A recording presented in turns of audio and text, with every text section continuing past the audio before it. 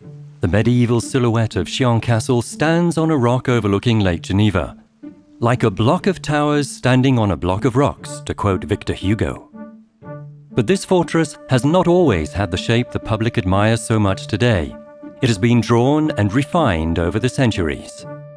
It is through the archaeologist Albert Neff that we have more precise information about the various stages in the construction of the castle. His models are still a reference today. In the 11th century, it was a simple primitive fortification that protected the rock. A defensive quadrangular tower, the keep, was built at its highest point. An incline on the land side made any ascent difficult. Rendre ce rocher en quelque sorte. One very effective method of defense was to make the rock smooth, to prevent potential attackers from trying to climb up it. Assaillants qui auraient tenté d'escalader ce rocher. In the 12th century, a residential tower was built to the north of the keep, the Alingis Tower. This is what the fortress probably looked like in 1150. The Counts of Savoy, and particularly Pierre II, were to make Chillon truly noble from the end of the 12th century. A second enclosure was built along with a chapel, and in the 1230s, the surrounding wall was reinforced by 3 semicircular towers. This was said to be the castle's architectural golden age.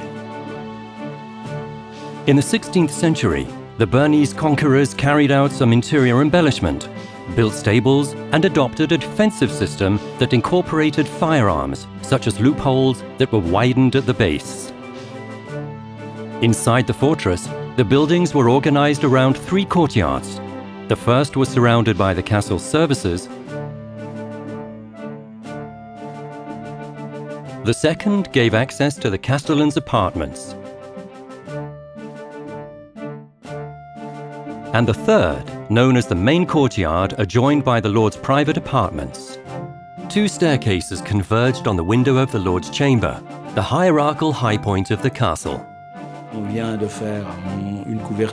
just done a 3-dimensional laser cover of the entire castle, inside and out, which now gives us a detailed 3-dimensional view of the whole building, down to the very last stone. As a result of these modern techniques, we can now imagine for a moment the former magnificence and splendor of the Lord's Chamber, or Camera Domini.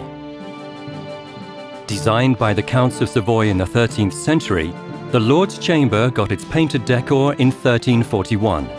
It was covered by a Bernese decor at the end of the 16th century.